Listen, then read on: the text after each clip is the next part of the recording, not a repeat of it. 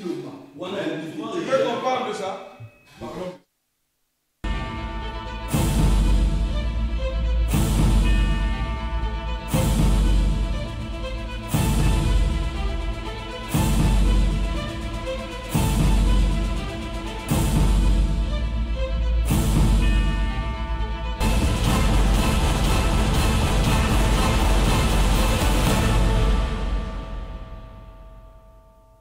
Messieurs et dames, bienvenue en direct de Kinshasa, cette belle capitale de la République démocratique du Congo. Et c'est un réel plaisir de vous retrouver dans cette nouvelle aventure des débats 24.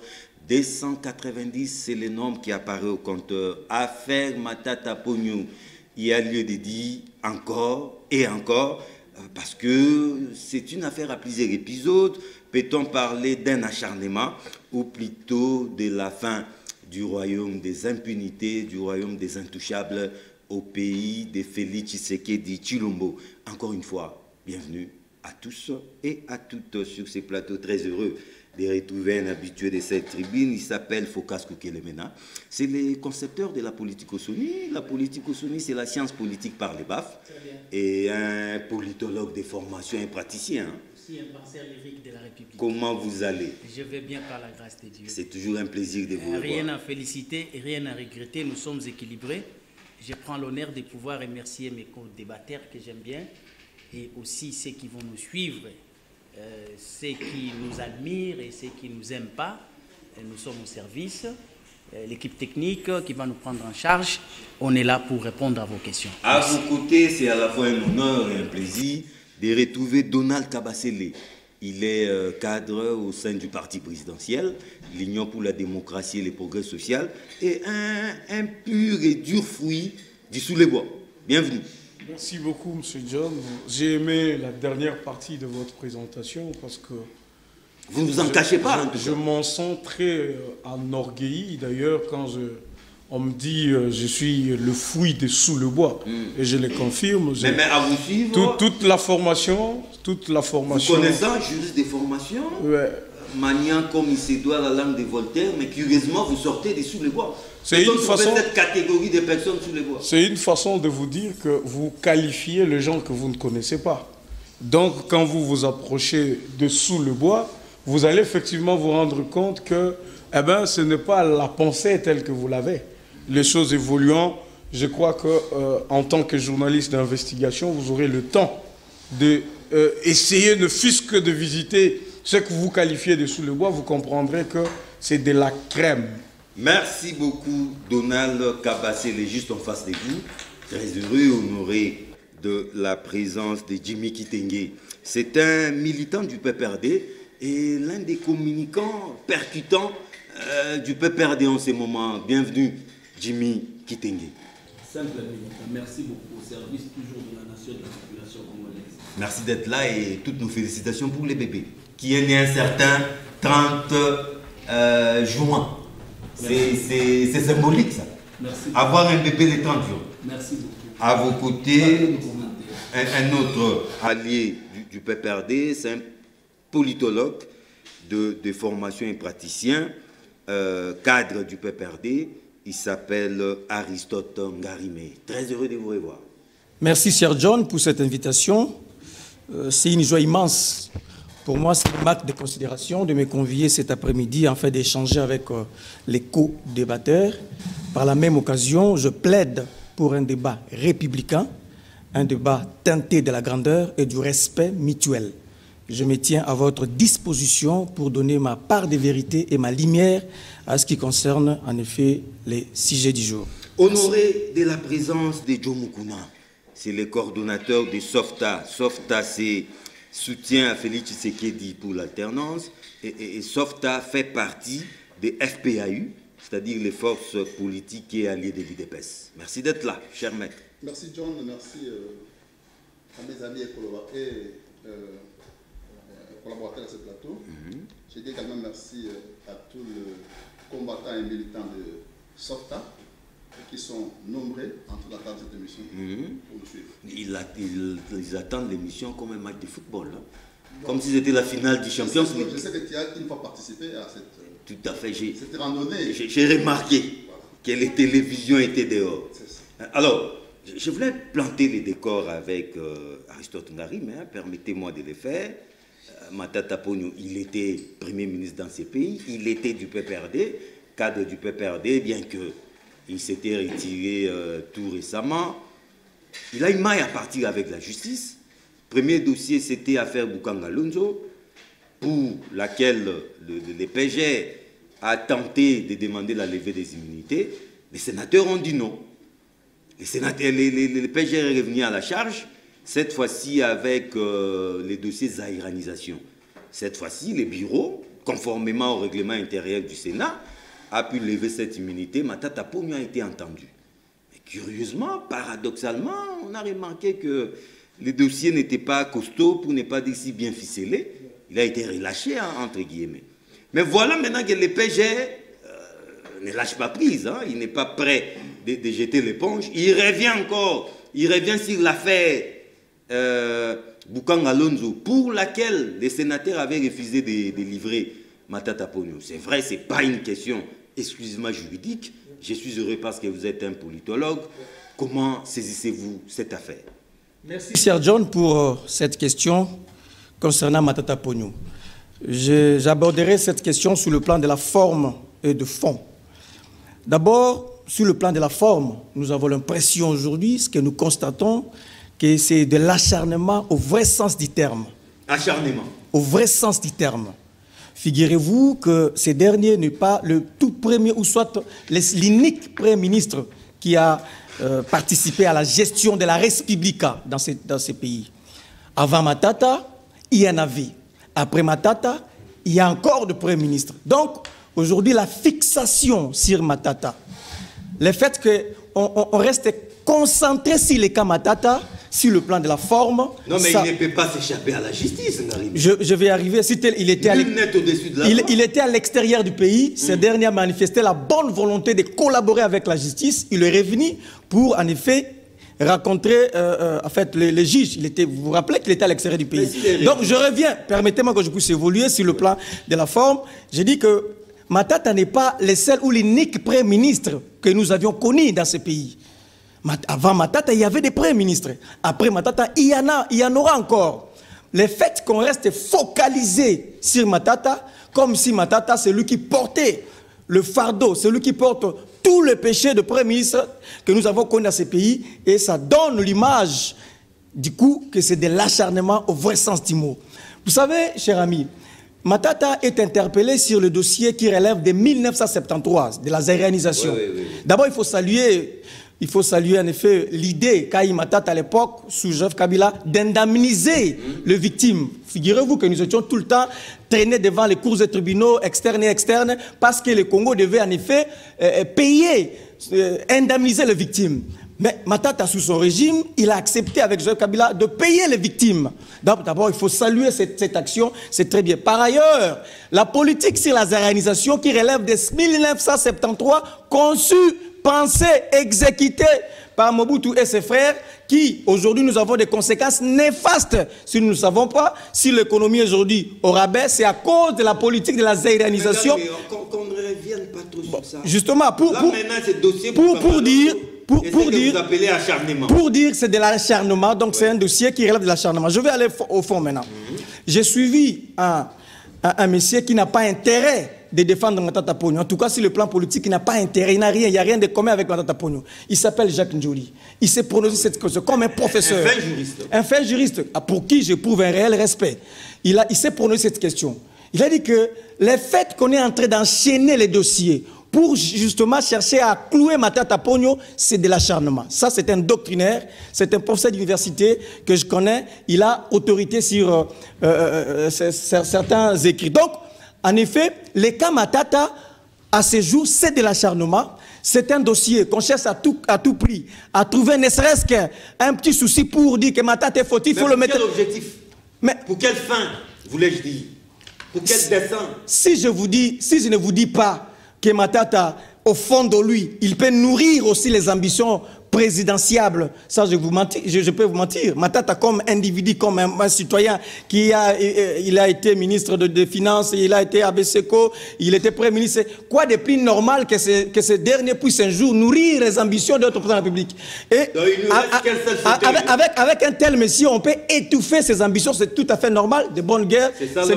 Ce n'est pas un politologue qui va me contredire. Donc, on cherche à salir son casier judiciaire. Voilà, c'est ça le problème. Donc, il n'y a pas que Matata. Ne nous donnez pas l'impression qu'il n'y a que Matata. Matata, ce n'est pas lui seul qui porte le fardeau, soit la charge de tout ce que nous avons connu dans ces pays. Merci, je ne suis pas là pour dédonner qui que ce soit.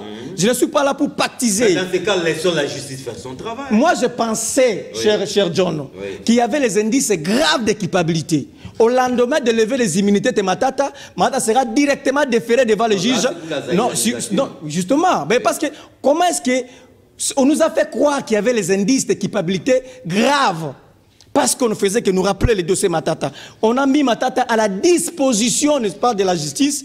Et nous sommes surpris de voir que Matata il était à résidence, assigné à la résidence, mais on a levé cette mesure et Matata circule librement. Donc ce qui revient à dire, ce qu'on pourchasse, ce n'est pas simplement Matata comme individu, mais c'est les ambitions qui se cachent derrière ce dernier, parce qu'il n'y a pas que Matata, il y a tant d'autres qu'on peut aussi ouvrir les dossiers pour commencer à suivre. Telle est notre opinion. Nous venons d'écouter un politologue, il y a un autre politologue, mais avant d'avoir ces politologues, écoutons plutôt un juriste, Joe Mukuna. Mais visiblement, c'est de l'acharnement. On cherche à tout prix à coincer Matata Pognon. Pourquoi Ngari m'a parlé des fixations sur la personne de Matata Pognon, qui a beaucoup servi ce pays? Merci John. J'ai suivi avec beaucoup d'attention le développement de la pensée de M. Ngarimé. Il dit la forme et le fond. Mais quand il a parlé, je n'ai pas vu la forme, je n'ai pas vu le fond. Apparemment, c'est comme si tout était en bloc. En bloc, méli-mélo. La forme, c'était à quoi et le fond, c'était quoi par rapport à la question Matata. Je voudrais ici éclairer la lanterne de l'opinion sur la question Matata Pognon.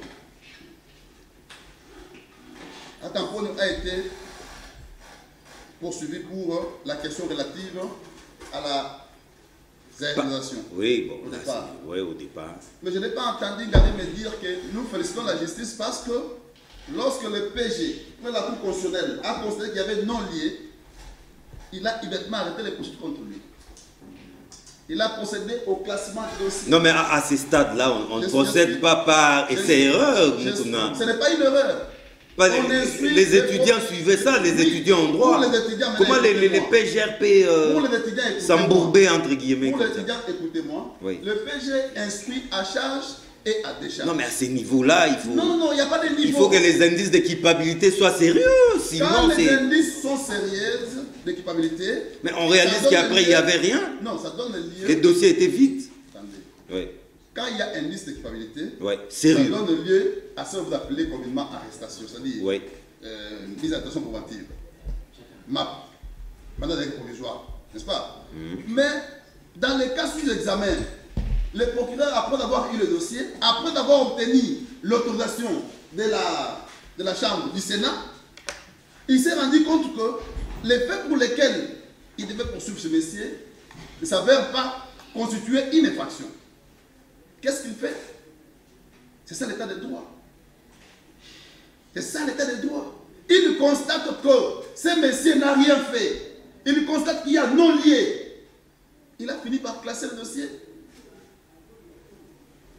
Mais est-ce qu'il ne faut pas aussi... Mais est-ce qu'il n'y avait pas un peu de légèreté dans les chefs du PG? Je ne veux pas que vous en là parce que les PG instruits à charge et à décharge. On peut aujourd'hui vous dénoncer, vous demandez qu'on lève les immunités d'une personnalité de cette trempe et au finish vous réalisez qu'il n'y avait rien. C'est comme ça que ça se passe. Il instruit à charge et à décharge. Le parquet peut vous inviter, vous venez, vous comparaissez, vous faites 4-5 tours. Ok, cette fois j'ai tourné. Prenons l'hypothèse. Prenons l'hypothèse qu'il ne soit pas sénateur. Parce que, exceptionnellement pour les sénateurs, il faut lever les immunités, demander l'autorisation. Mais prenons l'hypothèse, c'est toi, citoyen congolais. On va t'inviter, tu viens, tu comparais. Si le PG, en fin de compte, constate qu'il n'y a pas d'infraction, il finit par classer le dossier sans suite. Au motif que les faits pour lesquels l'être poursuivi s'avère pas constituer une infraction. Mais aujourd'hui maintenant, on parle du dossier Boukangalonzo. Comment allez-vous savoir que Matampone est invité pour le dossier Boukangalonzo?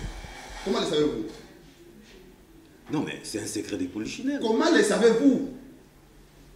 Parce que l'instruction au parquet est inquisitoriale. Tous les médias en parlent. Oui, les médias ne sont pas des sources officielles. Pour vous dire que Matampone est poursuivi maintenant là pour la question Boukangalonzo. Pour preuve, son avocat a dit que Matata Ponu avait carrément boudé l'invitation de se présenter. Voilà, très bien. Pour la même cause. C'est ça, c'est ça. Ça, c'est son avocat. Quand on vous invite, une action est ouverte à votre charge. On vous invite, vous allez vous présenter. Quand vous ne vous présentez pas, quelle est la conséquence? Mandat d'amener. On vous force à venir. Contrainte. Oui, on vous contraint pour venir. Mais en ce moment-là, même malgré ça, vous ne connaissez pas toujours pourquoi on vous a invité. Le pourquoi on vous a invité, comment vous le saurez? Bon, admettons qu'il soit invité pour autre chose. Admettons qu'à ce jour, Matampone soit invité pour autre chose. Comment le sauriez-vous? Donc, j'ai entendu les gens crier à l'acharnement, alors qu'en réalité, ils ne connaissent pas pourquoi Mata est invité. Alors, qu'est-ce que Mata aurait pu faire de mieux? C'est aller répondre à l'invitation. Quand vous n'allez pas, vous ne voulez pas être entendu. Non, vous ne voulez pas connaître pourquoi on vous a invité. Parce qu'il est immunisé. Il n'y a pas de problème. Il n'y a pas de problème. Il n'y a pas de problème. Oui. Voilà ma logique. Le PG a autorisé les poursuites pour dossier. Le Sénat. Le Sénat plutôt. Oui. Les organisations. Il s'avère que le dossier est classé. Oui. Mais on vous invite par la suite au parquet. Non. Si vous n'allez pas, allez-y, présentez-vous. Présentez. Oui, si le PG ne veut pas, mais il l'a fait. Mais quand vous n'avez. Attendez, la loi là est violée, mais faites-le constater. Vous arrivez là-bas, bon, je suis là. Quand on vous dit, on vous invite pour tel dossier, vous refusez de comparaître parce que vous n'avez pas l'autorisation. Mais quand vous n'allez pas, l'avocat en matière pénale et au niveau du parquet, il est passif et non actif. C'est-à-dire, la représentation au parquet n'est pas autorisée. Mais l'assistance, l'avocat assiste son client. C'est-à-dire, je vais avec mon client, on l'attend. Et si j'y vais seul l'avocat, c'est pour une dérogation. Solliciter qu'il soit renvoyé à une lettre quelconque pour amener les clients. Comprenez? Donc, qu'on ne vienne pas ici troubler la loi des Congolais. À ce jour, personne ne connaît pourquoi il est invité. Alors, la lecture de notre politologue, il faut qu'expliquer maintenant. Un politologue avait parlé, un juriste s'est aussi exprimé. Vous allez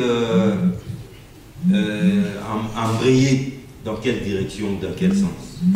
La première chose, essayons un peu d'habiller un peu ces débats de la doctrine pour essayer un peu d'embellir notre auditoire avec une orientation plus rationnelle.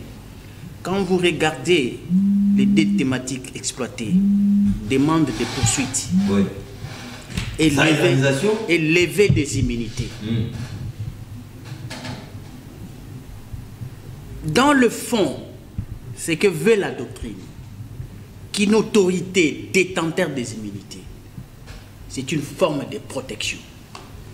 Mais dès qu'est soupçonné pour avoir commis l'instruction secrète dont fait allusion mon ami Softa, qui est le soutien à Félix pour l'alternance sans alternative. Mais ce qu'il faut noter, c'est que quand on veut faire la poursuite, c'est-à-dire que c'est lui qui instruit les dossiers, comme il le dit, à charge et à décharge, pour que les immunités soient ôtées, il faudrait que nécessairement c'est lui qui instruit les dossiers soit sérieux avec sa démarche.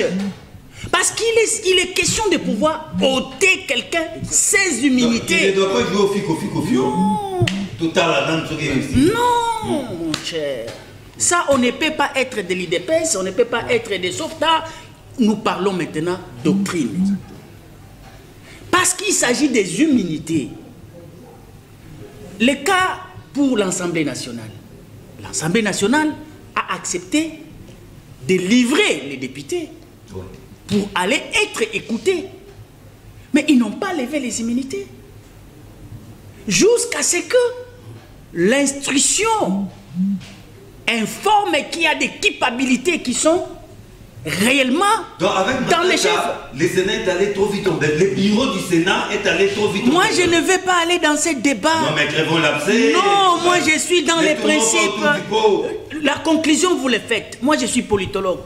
Mon problème, c'est de prendre la doctrine et vous les présenter ce qui doit être.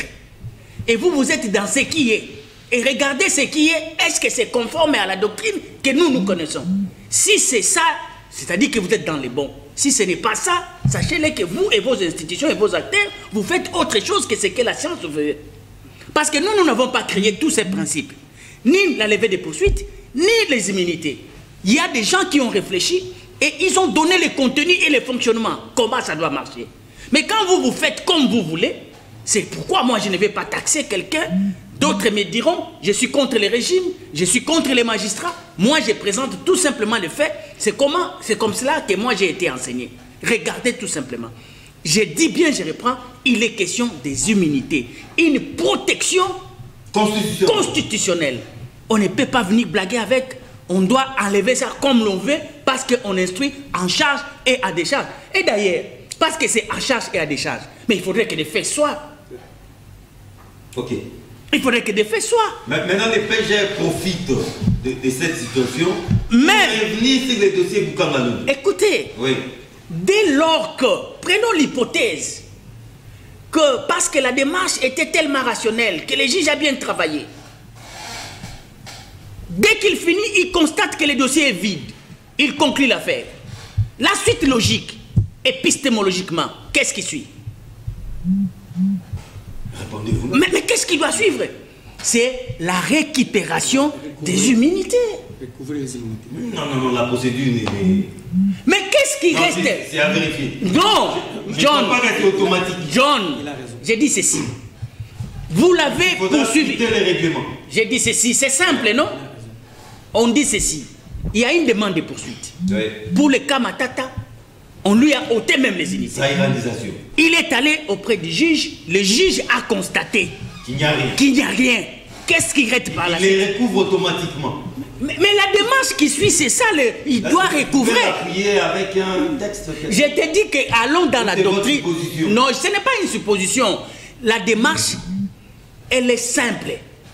Parce qu'on l'a ôté pour des raisons d'enquête. Voilà. L'enquête a donné des résolutions que le dossier est vide. Qu'est-ce qui reste? Qu'est-ce qui doit commencer? C'est la démarche pour qu'il puisse recouvrer ses immunités. C'est ça, au fait, la démarche. C'est simple, John. Moi, je ne vais pas être dans un débat des hommes, des individus. Ouais, mais ici, sur le plan, c'est ce que l'on appelle purement politique. Matata Mpogno, mon Dieu, aujourd'hui se présente comme un électron libre dans un champ politique où il y a la lutte. Il est vrai, Aristote vous démontre que oui, c'est un homme digne d'être candidat président de la République. Mais ce n'est pas lui seulement qui le sait. Même ses adversaires sont au courant. Et surtout conscient que cet homme, c'est un électron libre. Qui, de là où il était, il a abusé. Après avoir mangé et l'argent du beurre et les beurres, il a quitté le camp pour se mettre quelque part sans abri. Et de ce fait, les adversaires trouvent que voilà, cet électron libre est un autre sort. C'est ça aussi les calculs politiques. C'est ça aussi les calculs politiques. Aujourd'hui, c'est peut-être par humanisme que mes frères de PPRD pouvons bien se battre pour l'intérêt de Matata. Mais Matata était le premier à le décevoir. Et ça paye cash en politique. Parce que nous sommes dans un champ où, vous devez le savoir, les intérêts, une fois menacés, les acteurs se trouvent dans une configuration de menaces. Et aujourd'hui, moi je considère que tel est le cas pour la situation de zarianisation, le dossier est vide. Allons-y sur la démarche de Boukangalonzo. D'ailleurs, il faut le souligner que moi, d'ailleurs, je suis contre tous ces gens-là qui prennent l'argent de l'État pour s'enrichir pour leur propre compte. Merci beaucoup. Mais je ne soutiens pas cette histoire de vouloir faire comme l'on veut sans regarder ce que dit la doctrine. Ramazani Rodrigue, bienvenue. Merci. Vous êtes le porte-parole adjoint du parti en vogue avec l'honorable Pévis Sessanga qui défrait aussi la chronique avec son convol avec Martin Fayol. Peut-être on aura l'occasion d'en parler. Mais là on parle Matata Ponyo. Vous êtes aussi juriste. Acharnement, règlement des comptes où nulle personne n'est au-dessus de la loi. Vous savez, d'abord je suis déjà du point de vue de principe personnel, je me sentirais très mal à l'aise de défendre Matata Ponyo. Mais cependant, ici, je suis quelqu'un de principe. De la forme, de la procédure. Ici, je suis quelqu'un de principe. Je préfère parler de principe en élucidant la personne Matata Ponyo, parce qu'aujourd'hui, c'est Matata Ponyo, demain, ça peut être un autre député ou un autre sénateur. Discutons dans le principe. Voilà. Nous avons tous appris que le bureau avait autorisé des poursuites contre le sénateur Matata Ponyo. Dossier zaïrianisation. Pour le dossier zaïrianisation. Voilà. Après plusieurs investigations du parquet, il s'est avéré certainement que le dossier était vide. Le parquet a décidé de classer. Ici, je vais rejoindre Joe Mukuna, qui demande, ne serait-ce qu'au-delà de tout le critique que nous pouvons faire à notre appareil judiciaire, de reconnaître ne serait-ce que sur ce point-là, le PG était sincère face au dossier et qu'il n'y avait pas de politique derrière, le dossier a été classé sans suite. Premier élément. Maintenant, là où je ne suis pas d'accord, c'est le fait, ce que nous attendons évidemment par le voie aussi de ces avocats, si jamais cela est vrai, que l'on veut faire d'une pierre deux coups. C'est à ce niveau-là que sur le plan de principe, je ne suis pas d'accord. Duverger dit que... Maurice Duverger, il dit l'immunité est une protection fonctionnelle pour un élu afin de lui éviter de procédures judiciaires intentionnelles de politique. C'est complaisant de dire. Hein? Ça, c'est Duverger qui le dit. Et les trois parlementaires d'ailleurs enseignent que lorsque pour un dossier où les immunités d'un député ont été levées, et qu'après, pour le cas d'espèce, le cas de Matata Ponyo, le dossier est clôturé et classé sans suite. Dès lorsque ce député revêt ses immunités, même s'il y a des éléments nouveaux pour le même dossier, avant de poursuivre le député, il faut encore pour le parquet introduire une nouvelle demande. Ça, c'est le droit parlementaire français ou congolais? Écoutez, le droit, c'est une universel. science. Le droit est universel, Okay. bien qu'avec près des nuances. Et encore, si on veut rentrer dans la spécificité du droit congolais, là je fais peut-être... je parlais de la doctrine. Dans le droit congolais, la procédure de recouvrir les immunités n'est pas légiférée. L'on démontre comment est-ce qu'on peut lever les immunités. L'on ne nous dit pas dans l'article 107 comment est-ce qu'on peut revêtir ces immunités. La loi est muette. Hein. Ouais. C'est pas automatique ça. Donc là, c'est les débats du point de vue technique. C'est un débat d'école. Du point de vue technique, sur le plan de la doctrine, en tout cas la doctrine parlementaire récemment visitée est abondante sur cette question. Tous y sont unanimes qu'il faut réintroduire. Je dis bien ici, lorsque le dossier est clôturé, le premier dossier qui a servi de la levée des immunités clôturées, pour s'il y a des éléments nouveaux, on peut profiter de cette brèche, non, pour attaquer les sénateurs pour d'autres faits aussi, non? L'occasion faisant des larmes. Pour le cas, par exemple, de Matata Ponyo, voilà. Le Sénat, l'Assemblée plénière, l'Assemblée souveraine avait décidé pour le dossier Boukanga Lonzo. Avait dit non. Si le parquet estime qu'il a des éléments pouvant poursuivre Matata pour ce dossier, il n'a qu'attendre la nouvelle session qui sera ouverte pour réagir. Pas la session, il doit attendre la prochaine législature. N'est-ce pas? Pas au courant de la même législature pour les mêmes dossiers. Non, tout à fait d'accord. Je voulais parler de la nouvelle législature. Voilà. Parce que j'ai trop parlé session. Merci. Nouvelle législature. Donc, le parquet doit attendre. On ne peut pas faire un raccordement frauduleux. Oui. On ne peut pas chercher à faire d'une pierre deux coups. Parce que nous, de l'Union Sacrée, notre combat, c'est de mettre en place un état de droit. Vous êtes venu de l'Union Sacrée? Mais je le confirme. Vous nous le retirez, nous allons en parler. Mais les mariages avec Fayoum, c'est toujours pour les comptes de l'Union. Sauf si tu ouvres déjà les sujets. Non, on va voir ça. Parce que nous ne parlons pas encore de ce sujet de l'honorable Sessanga pour clore. Nous de l'Union Sacrée, ceux qui accompagnent la vision du chef de l'État, veulent que nous puissions avoir un Congo qui soit un État de droit. Alors nous ne pouvons pas, sur le plan de principe, accepter que le parquet puisse faire d'une pierre. Oui, je suis heureux de donner la parole à un cadre de l'UDPS, mais juriste de ce droit.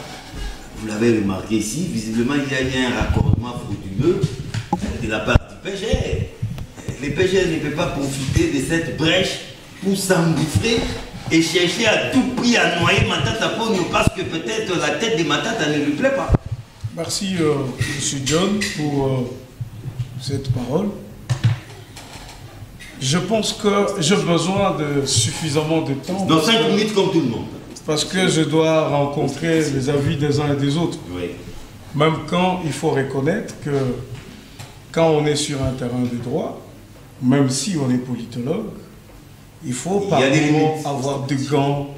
Il faut être un peu prudent pour ne pas tomber dans ce que certains qualifieraient d'ignorance ou carrément d'absence d'information. Vous savez, je me rends compte que tous ceux qui ont parlé avant moi sont tombés dans une erreur. La seule erreur au total. Oui, 4 personnes au total. C'est que Matata Ponyo lui-même a créé, il a voulu désorienter le public, l'opinion. Il s'est réempoisonné. Tout le monde, je me rends compte que tout le monde est désorienté. Et ça se fait à 200. Tenez. Les dossiers de Matata Ponyo n'ont jamais été classés sans suite. Ah bon? Précision de taille ici.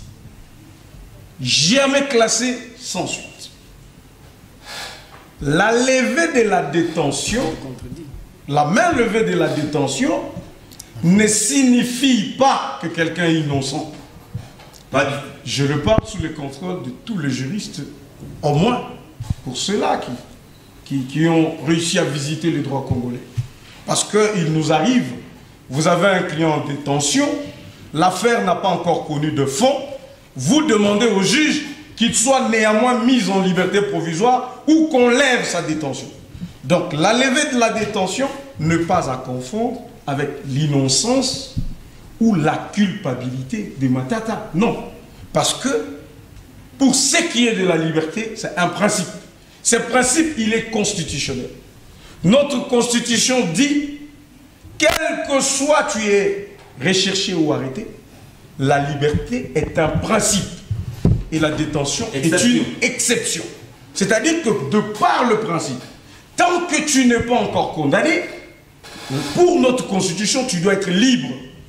Mais le juge peut, dans sa motivation, dire, je le retiens parce qu'il peut fuir.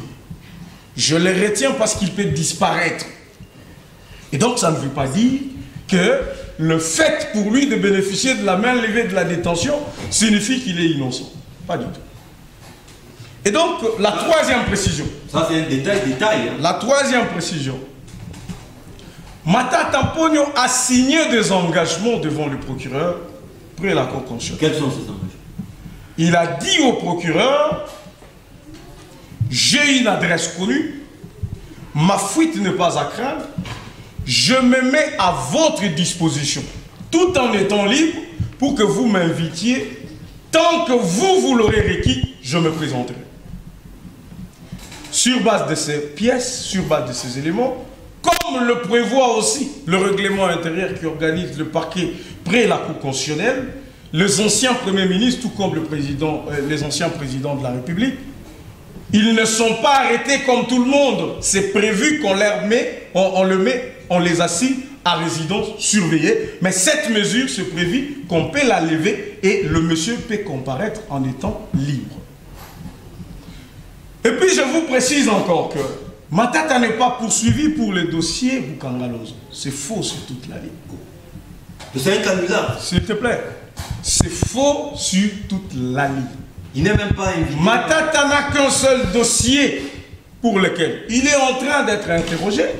C'est le dossier zaïrianisation. Mais d'où vient cette histoire des Bukangalozo? Laissez-moi parler. Et donc, qu'est-ce qui se passe, monsieur John, parce que vous posez la question? Matata, main levée de la détention, on a fait la publicité. Matata, le dossier est classé sans suite, ainsi de suite. Le procureur attend Matata pour qu'il vienne comparaître. Matata ne vient pas. Il bouge le procureur. On envoie une invitation à Matata. Ok? Pour qu'il vienne se présenter, parce qu'il avait promis qu'il viendra comparaître en homme libre. Il ne vient pas. Pour la zaïrianisation, pas pour le même dossier zaïrianisation. Parce que vous savez, quand on vient sur votre plateau, un plateau sérieux, les gens nous suivent à la maison. Il ne faut pas qu'on les désoriente. Il faut s'informer suffisamment. Il faut fouiller. Il faut avoir les données pour parler. Au lieu de venir dire des choses ici qui n'existent pas. Comme il n'est pas venu par rapport à cette invitation, le procureur n'a pas lancé un mandat d'amener. Non. Il a lancé un mandat de comparution. Maintenant, écoutez, dans cette hypothèse de toujours détourner l'opinion, on fabrique un mandat d'amener, on poste sur les réseaux sociaux, on dit regardez comment on s'acharne sur Matata Pognon. On provoque, on incite le peuple. On dit regardez. Et au même moment, empoisonnement aussi. Au même moment, bon, ça c'est sa santé. Moi, je n'ai pas l'intention de dire s'il ment ou s'il ne ment pas. Non, il ne ment pas, mais je ne vois pas quelqu'un prendre le risque de mentir sur sa vie. Ben, s'il est empoisonné, je compatis avec lui. Mais tout ça entre dans le jeu. Et finalement, le procureur l'attend. Il n'est toujours pas venu, même à la suite de ce mandat. De comparution. Empoisonné, il est malade. S'il te plaît. Pourquoi cet acharnement? Toutes ces informations, oui. Eh ben, le procureur général près la Cour constitutionnelle n'en a pas. Voyez-vous? Et donc, c'est que on doit arrêter. La République, quand mon frère parle, mon frère de Maringué, Ngarimé, voilà. Vous savez, quand il dit c'est un dossier vieux, oui, je suis d'accord, c'est un dossier vieux, zaïrianisation. Mais quand Matata a pris la décision d'indemniser les victimes, ce n'était pas prévu dans un budget. Au Conseil des ministres. S'il te plaît, ce n'était pas prévu dans un budget. Il y a 2 millions de dollars qui sont sortis. On dit que cet argent a atteint les victimes. 4 ou 5 ans après, il y a des gens qui menacent l'État congolais, qui disent nous sommes victimes de la zaïrianisation. Ils menacent l'État congolais d'amener, de traîner l'État congolais dans des tribunaux internationaux. L'État congolais s'est dit je dois voir parce que ces dossiers avaient été clôturés. Quand on vérifie, eh ben, il y a des procurations que les soi-disant victimes auraient données. Quand on poursuit, s'il te plaît, quand on poursuit les procurations, on trouve que c'est des choses qui existent par eux-mêmes. Et donc, le Premier ministre, l'ancien, il doit se justifier. Mais pourquoi on est acharné à dire c'est de l'acharnement? En tout cas, Donald vient de nous faire des révélations ici. Après l'avoir écouté, on réalise qu'on a affaire à un cas de manipulation, de diversion, savamment orchestré par l'équipe de communication de Matata Pognon qui nous désoriente. Merci beaucoup, très cher John, pour la question et la parole que vous me donnez. Laissez-moi d'abord rendre hommage à un homme qui, évidemment, est un habitué de votre plateau. Pendant que nous sommes en train de parler, il est en cavale. Papi Mbungu Lelo, président de la délégation syndicale de la DGDP. Papi Mbungo est monté au créneau, il a dit que ce dossier-là, c'est de l'acharnement. Ce dossier est vide parce qu'il a suivi personnellement le dossier. Les gens ont été indemnisés. Ouais, conséquence, c'est qu'il a subi un acharnement de la part de la direction générale de la DGP. Il a été même invité à la Cour constitutionnelle. Malheureusement, quelqu'un qui n'est pas redevable à la Cour constitutionnelle a été invité à la Cour constitutionnelle. Laissez-moi leur rendre hommage. Aujourd'hui, l'histoire est en train de se charger de donner raison à cet homme. Parlons du dossier Matata. Je vais d'abord commencer par vous lire l'article 166 de la Constitution. La décision de poursuite ainsi que de la mise en accusation du président de la République, du Premier ministre sont votées à la majorité des 2 tiers des membres qui composent le Parlement. Des membres qui composent le Parlement. Bon, le Parlement, le Parlement. Je m'arrête là. La compétence étant d'attribution. Est-ce que Matata est justiciable devant la Cour constitutionnelle parce qu'il n'est pas Premier ministre? Honoraire. Ou encore, évidemment, Premier ministre honoraire. Maintenant, là, on est en train de juger Matata, on le juge comme sénateur. Ou encore, il devait comparaître devant la Cour de cassation. Quel est le juge naturel de Matata Mponi? Lorsqu'il avait les faits pour lesquels il est poursuivi, il était Premier. S'il était Premier ministre, ça veut dire qu'il fallait inviter le Congrès, le 2 tiers de membres puissent lever les immunités de Matata. Voilà un peu. Voilà. Il y a une confusion d'abord là. Parce que nous avons vu beaucoup de députés être poursuivis. Ce n'était pas le procureur près la Cour constitutionnelle. La compétence étant d'attribution, j'insiste bien. On commence l'acharnement de Matata sur le dossier Bukanga Lonzo. Le dossier Bukanga Lonzo, les sénateurs ont estimé qu'il fallait qu'il y ait une confrontation entre l'inspection générale de finances et Matata. Après cette confrontation, qui est un PV produit signé par les 2 parties, afin que Matata puisse comparaître. Mais il n'y a jamais eu ce PV-là. Les sénateurs ont été invités là où ils ont été invités, ils ont subi des pressions. Conséquence, c'est qu'ils ont refusé de livrer Matata. Pourquoi? Parce que la procédure était biaisée.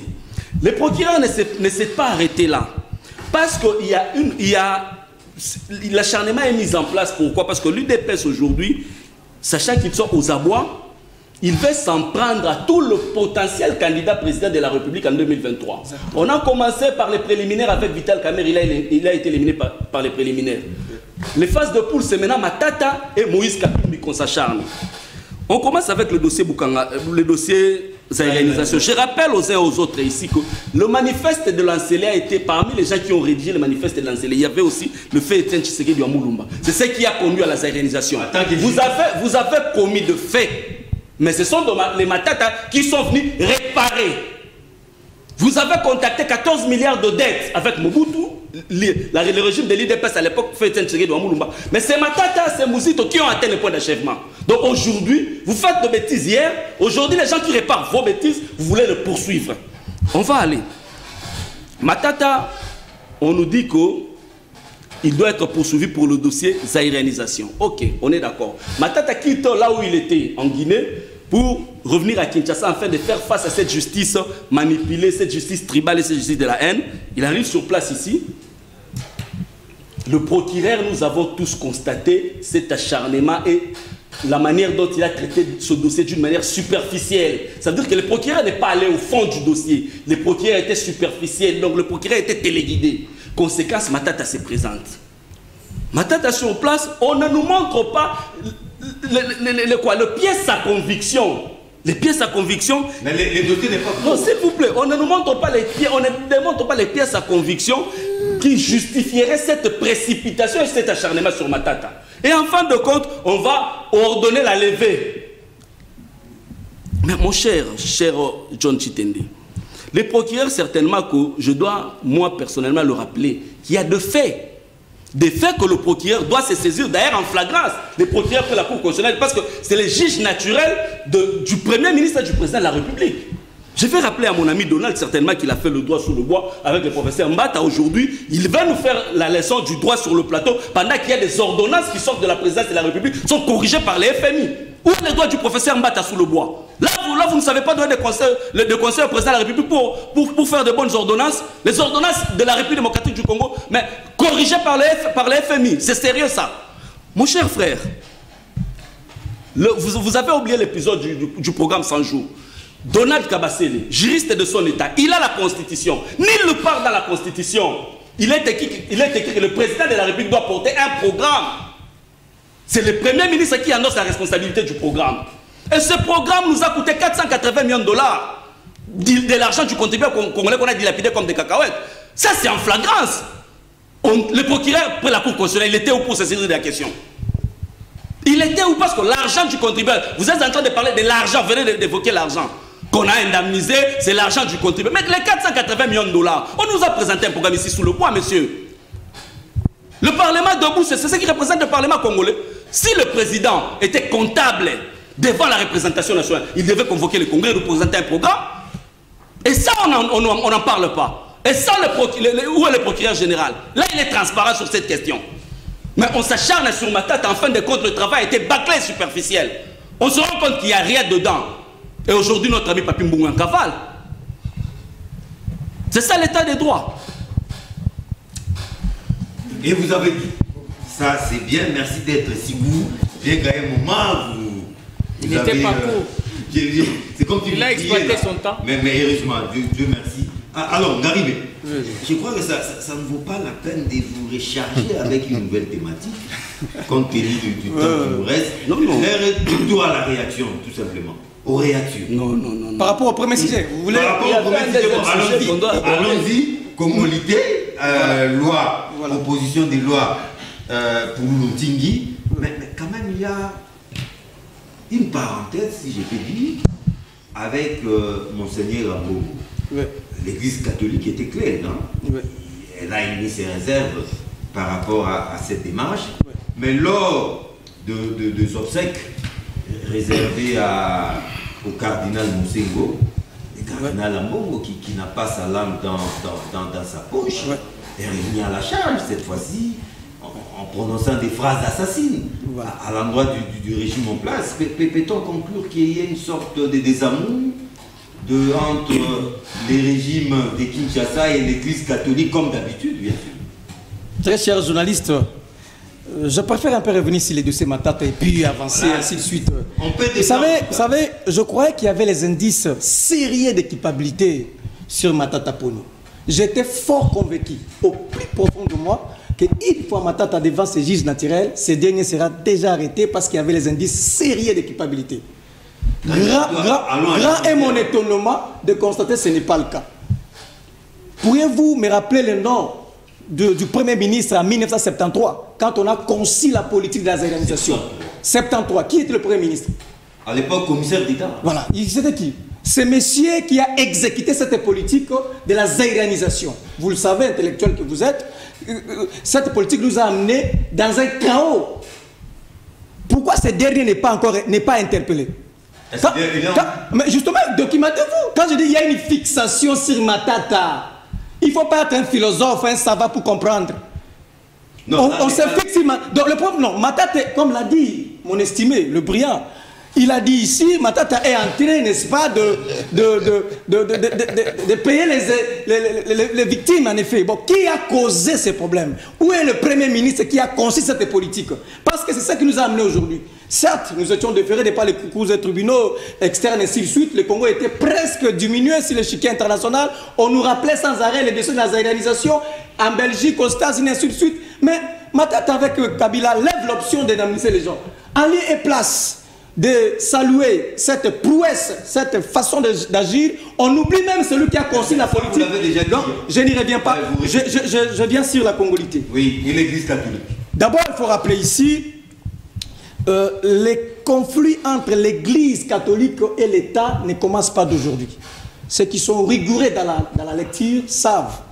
Et ça ne commence pas sous Fathi, sous en effet Joseph Kabila, ou même avant que ces derniers puissent exister. Donc si vous consultez l'histoire sous d'autres siècles, les conflits entre l'Église catholique et l'État ne commencent pas d'aujourd'hui. Donc c'est une vieille histoire, c'est un combat qui a toujours existé.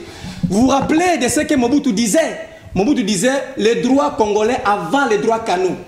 Savez-vous que Maloula était en exil? Maloula était en exil, cardinal de son état, en exil. Savez-vous que la maison de Maloula a été prise en otage? On a transformé la maison de Maloula à un siège des Giempères. Savez-vous consulter l'histoire? Donc, ce qui revient à dire, le conflit entre l'Église, ça, je suis pas dans... Je suis dans la... ça commence pas, c'est il y a bien longtemps. Donc, ce que Mosengo, en fait, l'actuel Ambogo a fait, ça relève notamment de la droite ligne de l'Église. Ça relève de la mission de l'Église. Donc, c'est ça, en effet, l'Église. C'est son rôle. Merci. Mais, d'abord, nos congolités. Donc, qu'il me soit permis de lire la synthèse d'un monsieur. Oui. Je crois qu'après la lecture de la synthèse, ces messieurs, personne ne parlera encore de la congolité. Permettez que je puisse lire. Oui. Si vous osez parler, ça, c'est autre chose. Isidore Ndaïwel, professeur, historien et linguiste, dont les écrits font autorité. Il dit ceci, Isidore Ndaïwel.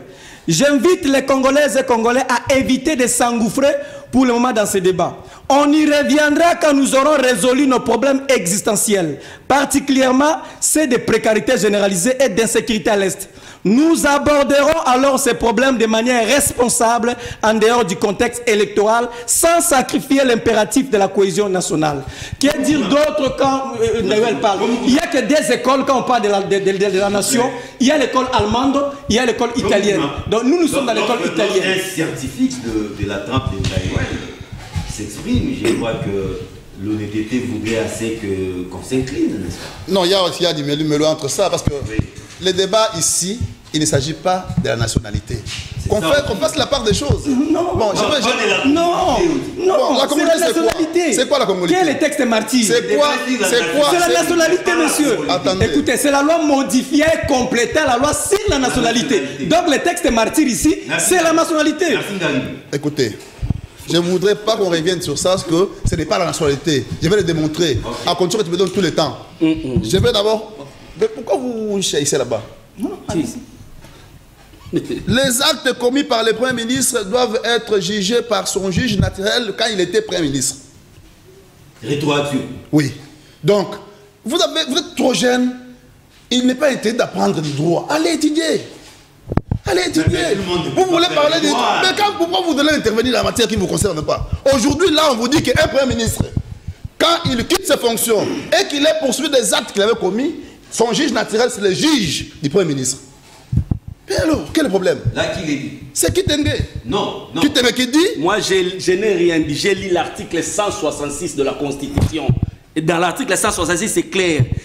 La décision de poursuite ainsi que de la mise en accusation d'un Premier ministre sont votées à la majorité des 2 tiers des membres du Parlement composant le Congrès, suivant la procédure de la... Il est éclairé. Il est éclairé. Ça, ce n'est pas sorcier. Il a compris. Nous comprenons quand nous mettions en place cette procession, vous étiez dans la rue, en train de marcher. Il a demandé, est-ce que le Premier ministre doit-il être jugé par la Cour constitutionnelle?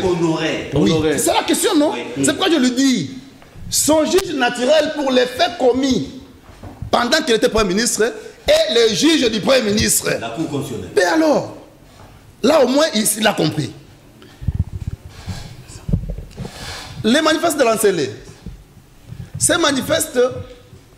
Finalement, tu ne répondras pas à la question. Non, je vais arriver, soyez calme. Les manifestes de l'Ancélé ont été conçus en 1967, mais rendus publics en 82, alors que déjà, la zéro a été proclamée. 73. Je dis 73, 82. Donc, les manifestes de l'Ancélé a été créé en 67, mais rendu public, donc promulgué en 82. En ce moment-là, il n'existait plus encore quelque chose d'avancé, c'est déjà passé. Donc il ne faut pas revenir sur ça.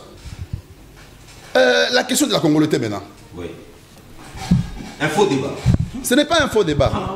Ce n'est pas un faux débat parce que il y a des gens qui en tirent bénéfice, qui veulent à tout prix diriger les pays alors qu'ils ont double nationalité, alors qu'ils ne sont pas congolais.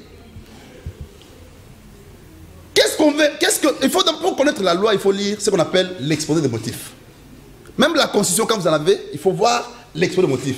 Quel est le leitmotiv de cette loi? Qu'est-ce que le législateur, celui qui propose la loi, veut? Il vous dit, pour diriger à des fonctions stratégiques, le président de la République, le président du Sénat, il faut être congolais de père et de mère. Il a avancé les motivations. Mais ça vous choque en quoi? Il ne s'agit pas ici de traiter la question de la nationalité en tant que telle. Non.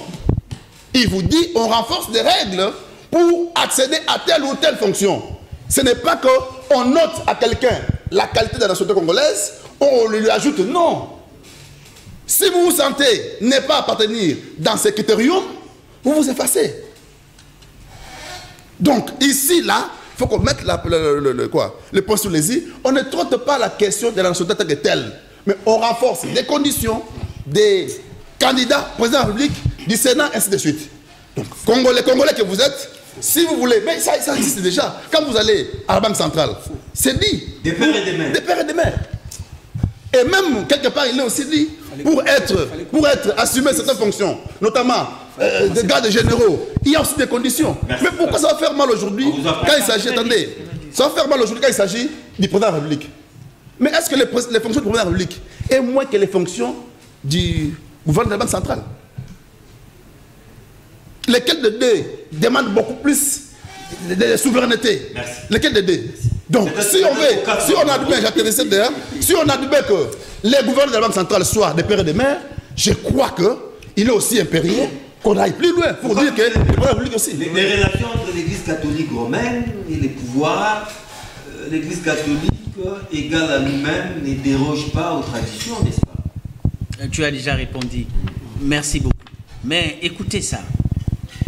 Posons des jalons de la réflexion pour que ceux qui nous suivent aient la lumière. C'est ça notre motivation ici.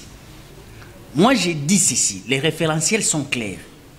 Il y a d'un côté une demande de poursuite. Il y a de l'autre côté une autorisation de poursuite. C'est le juge ou le magistrat qui déclenche les mécanismes avec la demande. Et l'institution autorise. Mais parce qu'on a autorisé, il faudrait que celui qui instruit secrètement puisse être suffisamment informé sur la culpabilité de celui qui est détenteur des immunités pour ne pas faire des blagues avec ses immunités, en sachant qu'il est appelé à travailler en charge et en décharge sur celui qui est interpellé. Donc, de ces faits, moi je crois, si ce n'est pas ça la pratique, pour vous juristes, moi politologue, je vous recommande que cela puisse être votre pratique.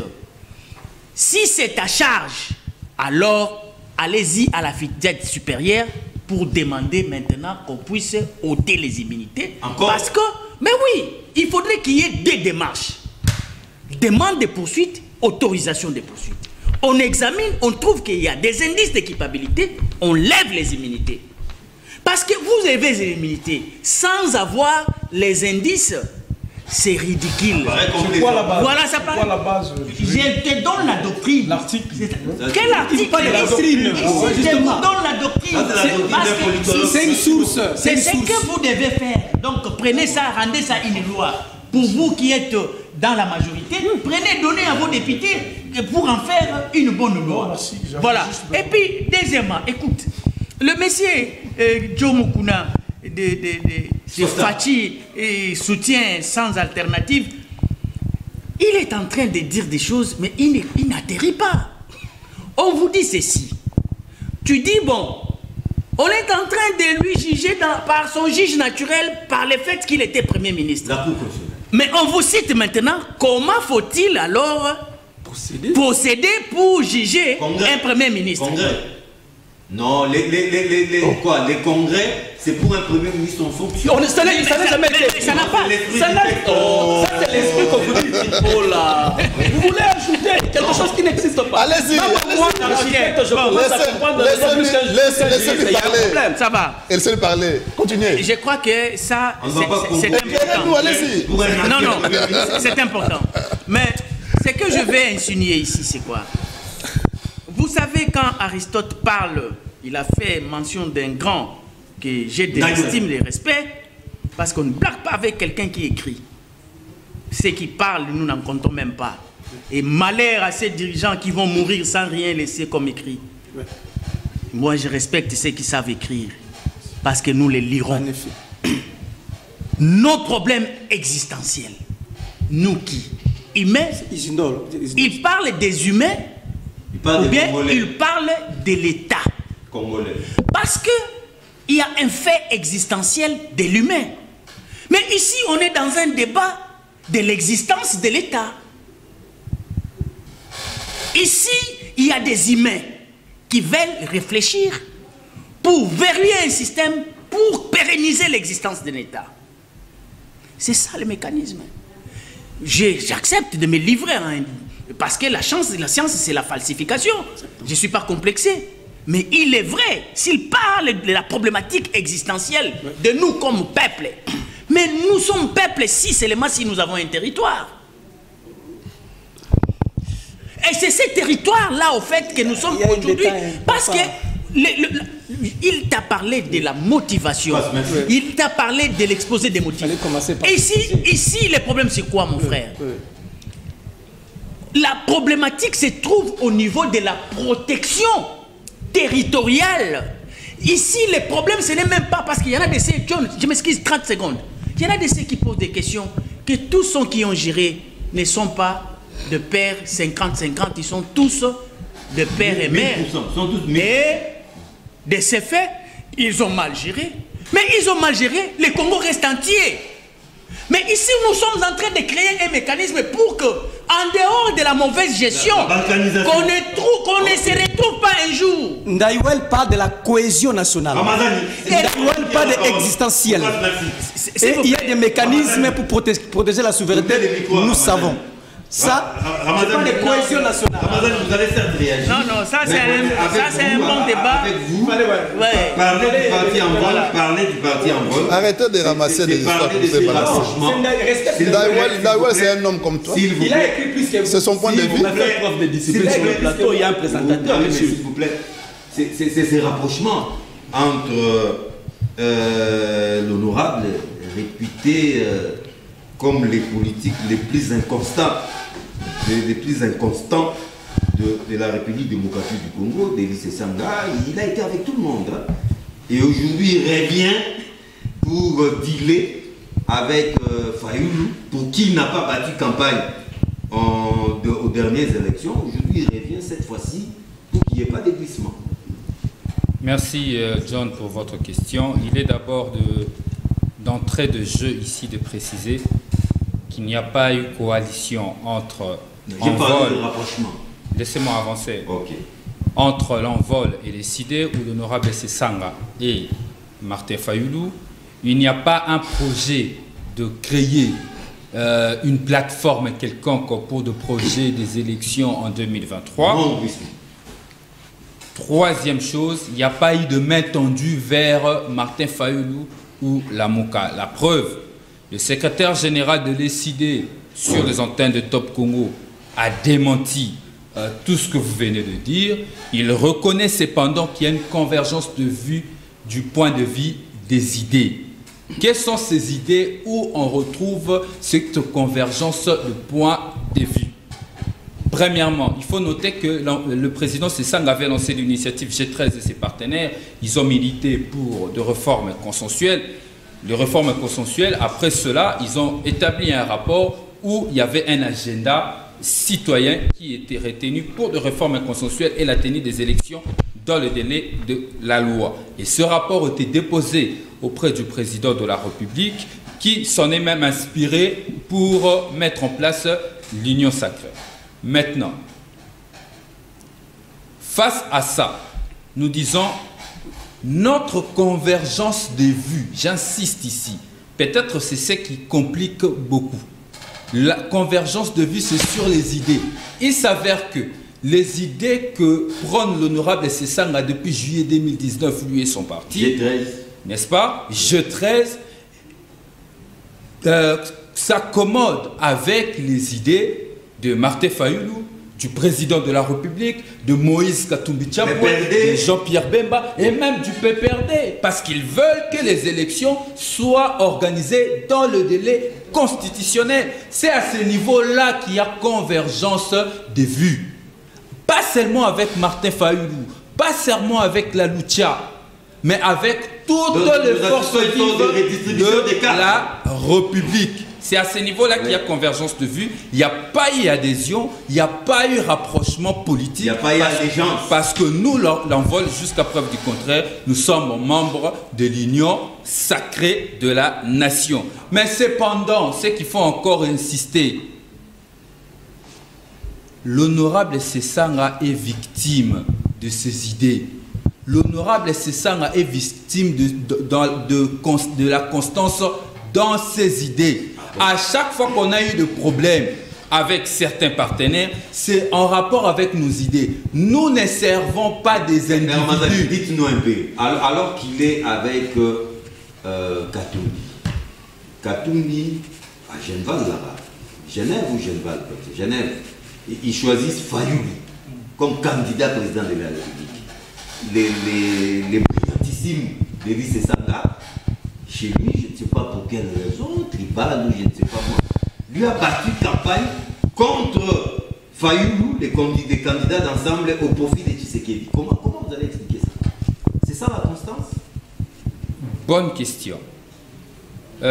John, il est ici le lieu de dire que l'honorable Sessanga, en choisissant de battre campagne pour Félix Tshisekedi, oui, c'est d'abord une question de principe. Allons-y lentement. Est-ce que Moïse Katumbi lui-même ne vous a pas dit que son candidat était Félix Tshisekedi? J'en viens. Le problème avec nous, l'envol, oui, nous ne servons pas les individus. Nous sommes à vos intérêts. Vous ne servez que vos intérêts. Non, j'insiste. Faut pas déformer mes propos. Faut pas déformer mes propos. Okay. Nous sommes dans un principe où nous nous sommes mis d'accord sur un principe. Un partenaire change de principe. Nous restons constants dans ce que nous nous sommes dit. Nous ne sommes pas versatiles, nous sommes constants. Tout dépend de comment chacun définit ici la constance. Alors, pas de glissement en 2023. Mais c'est une position unanime même du président de la République qui insiste et qui l'a même dit du haut de la tribune de l'Assemblée nationale que les élections auront bel et bien lieu dans les délais constitutionnels. Laissez-moi placer un mot aussi par rapport à la congolité. Non, vous savez, la question ne se pose pas correctement. C'est pourquoi, à un moment donné, on analyse pas comme il se doit. Quel est l'objectif poursuivi par cette modification de la loi sur la nationalité? L'auteur de la loi dit qu'il veut lutter contre l'infiltration. C'est ça la ratio légis, comme on dit, la raison d'être de cette proposition. Nous sommes ici face à un problème structurel. Est-ce que, en changeant les conditionnalités d'accession au rôle dirigeant à la présidence de la République, résout le problème structurel de la fébrilité de notre administration? Je réponds non. Okay. Ce qui résout le problème, ici nous parlons de l'État. Je crois les experts en Sciences Po, ils sont là. Ici, nous parlons d'État, c'est l'administration et la cheville ouvrière de l'État. La colonne vertébrale de l'État. Ici, il faut plutôt reformer notre administration et trouver la solution. Mais cependant, juste pour chuter sur la Congolie. Mais ici, il faut insister. Au-delà du fait qu'il faut reformer notre administration, mais la loi Tchani ne vient pas résoudre le problème. Au contraire, la loi Tchani vient jeter de l'eau, jeter de l'essence dans le feu. Ça crée des problèmes. Parce que ce problème de l'accession au rôle dirigeant a été résolu depuis Lusaka, depuis Saint-Titi, dans plusieurs rencontres. Revenir en arrière, c'est discriminer une catégorie de Congolais. De la nouvelle bataille, du nouveau combat de l'honorable Denis Sessanga qui s'est rapproché de Fayoulou pour barrer la route à... C'est mal posé la question. C'est mal posé la question.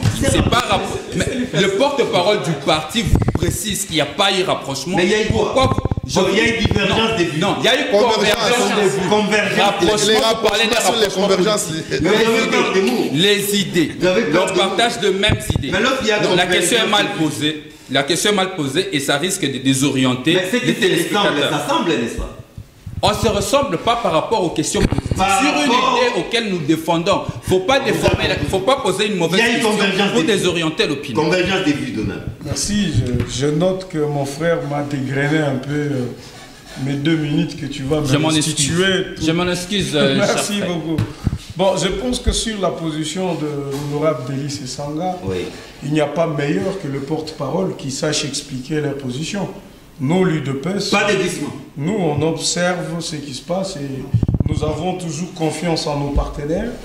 Tant qu'ils resteront avec nous dans ces idées-là, eh ben, on évoluera. On n'a pas de problème.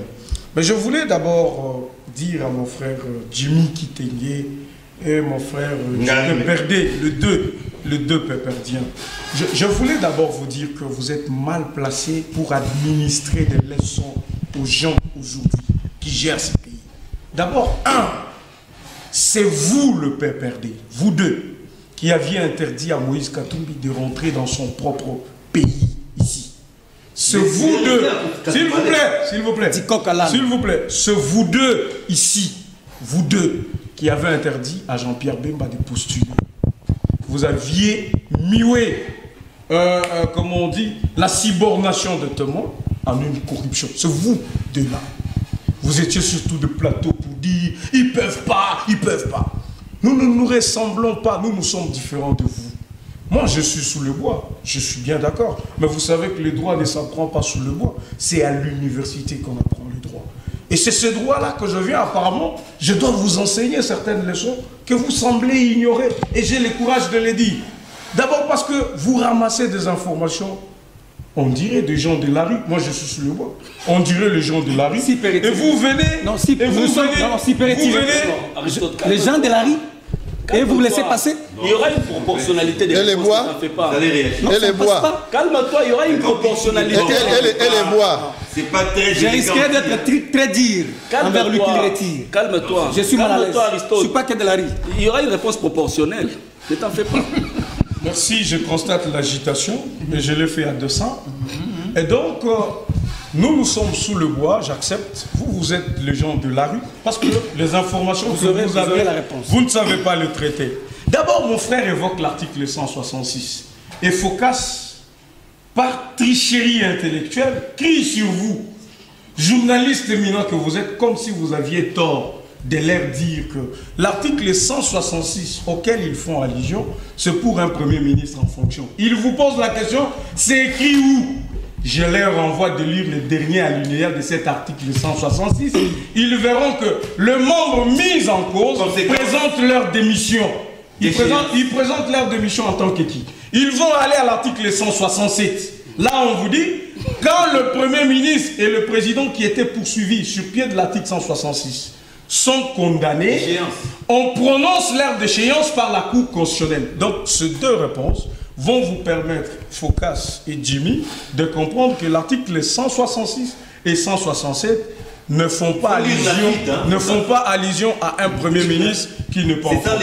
Voilà maintenant la nuance. Matata n'est pas poursuivi sur pied de ces articles. Parce que s'il était poursuivi sur pied de ces articles, en tant que Premier ministre en fonction, eh bien, il y aurait un congrès qui devrait être convoqué pour qu'on vote à 2/3 de membres. C'est là qu'intervient la procédure, d'abord de la poursuite et après de la mise en accusation. Maintenant, il est poursuivi comme qui? S'il te plaît. Comme qui? Si c'est comme un ancien, donne-nous l'article qui parle de l'ancien Premier ministre maintenant là. Je comprends que je dois apprendre des choses. Oui, apprends-moi. Merci beaucoup. Et donc, il est poursuivi comme qui? Voilà. Matata Pognon est poursuivi pour des infractions qu'il a commises comme Premier ministre. Maintenant, il n'est plus Premier ministre, mais il est sénateur. Alors, et le juge naturel du sénateur, c'est qui? C'est un monsieur qui ne comprend rien. Juste après que vous aurez la parole. Monsieur qui ne comprend rien. Écoutez, c'est ridicule. C'est vraiment ridicule que sur des questions aussi techniques, je le parle sous le contrôle des juristes qui nous suivent. Il ne faut pas se ridiculiser dans des terrains où on n'a pas d'argument. Écoutez, je vous réponds. Matata Pognon est poursuivi comme sénateur. Parce qu'il a cette robe de sénateur, qu'est-ce qu'il faut? Vous allez lire l'article 107, alinéa 2. Aucun parlementaire ne peut être poursuivi ou arrêté, sauf en cas de flagrance, que sur autorisation, soit de l'Assemblée nationale, ou soit du Sénat. Ça, c'est l'article 107. Et donc, le procureur, même si les infractions étaient parce qu'il était Premier ministre, il ne pouvait pas arrêter Matata Ponyo comme un vulgaire monsieur. Il devrait solliciter que le sénateur lève ses humilités. Pour un sénateur, quel est le procureur qui sollicite? De quel procureur? Voilà. Ah voilà. Merci. Un juriste, mon Dieu. Mais la Constitution, c'est un devoir de prêcher ici. La Constitution, par principe, vous nous donnez du travail. Ne vous dit pas que pour solliciter ces levées d'immunité, il faut seulement être procureur près la Cour constitutionnelle, près le Conseil de l'État. Un garçon au coin des rues, le procureur près la Cour constitutionnelle peut le poursuivre. Merci. Juste après lui, c'est vous qui aurez la parole. Gardez votre voix dans le Et surtout pas dans ce terrain-là. Ça, c'est pas les dialélos, ça, c'est le droit. Et le droit, il faut avoir de gants. On ne crie pas. Ça c'est le droit, c'est sous contrôle. En fait, j'ai dit qu'il fallait trouver la porte d'entrée, et la porte d'entrée pour un sénateur, c'est lever ses humilités. Mais parce que nous ne sommes pas en train de parler des infractions commises par un sénateur. Je parle maintenant en des mots clairs. Quand ce sont des infractions commises par un sénateur pendant qu'il est sénateur, c'est la Cour constitutionnelle qui est... Cour de cassation. Plutôt la Cour de cassation. Constitutionniste, mon Dieu. Cassation, ça arrive. Un juriste. Voilà. La Cour de cassation. Parce que là, c'est des infractions qu'il a commises pendant qu'il est sénateur ou pendant qu'il est député national. Alors ici, pour ne fût-ce que l'entendre, pour des faits qu'il a commis en tant que Premier ministre, c'est les procureurs, c'est la Cour constitutionnelle. Et vous avez compris que la désorientation qui a failli prendre notre plateau en berne a été élucidée et personne n'est revenu pour commencer à dire que le dossier était classé, pour commencer à dire on a levé les immunités, le dossier est clos. Donc ce dossier continue. Mais parce que vous posez la question de Tchani sur la congolité, je peux vous dire que la position de mon parti politique, l'UDPS, nous les gens sous le bois, et que nous devons avoir Moïse Katumbi comme challenger aux élections de 2023, et nous voulons l'écraser, comme nous avons eu à écraser le candidat PPRD Ramazani. La sournoiserie. Nous avons eu à écraser Fayoulou. Nous n'avons pas eu peur. Nous n'avons eu peur de personne. On n'aura pas peur de quelqu'un aujourd'hui. Et donc, qu'il soit congolais ou pas congolais, selon que ça se fasse, qu'il vienne aux élections, on va l'écraser. C'est la fin, visiblement, c'est la fin de la lune des miens. Merci beaucoup, très cher John, pour la parole. D'abord, pour la question du cardinal Ambongo, je le félicite d'abord parce qu'il a été correct envers lui-même. Il a été honnête. À un moment donné, l'IDPS ici était essoufflé. L'IDPS ici, dans la ville de Kinshasa, a été essoufflé, incapable de démobiliser. C'est l'église catholique qui a sécurisé les 50-50 avec Kaboun. Mais aujourd'hui, on commence à jeter de l'opprobre sur l'église catholique. Cher John, le cardinal Ambongo a dit qu'on ne peut pas rendre hommage au cardinal Mosengo pendant que le combat de Mosengo, on ne l'a pas bien intériorisé. Le combat de Mosengo, c'est le bien-être de la population. Il est inconcevable dans un pays comme le nôtre. Le président, heureusement que le président de l'Assemblée nationale était là sur place, il ne peut nous dire, ce président de l'Assemblée nationale, que le président de la République fait un don de 27 millions de dollars aux députés qui gagnent plus de 10 000 $ le mois, pendant que l'OVG a manqué 10 000 $ pour prévenir la catastrophe naturelle à Goma. Et pendant que l'OVG a manqué 10 000 $, nous recevions 80 000 $ de dons de Brazzaville pour secourir nos sinistrés de Goma. Pendant ce moment-là, les infirmiers congolais sont en grève.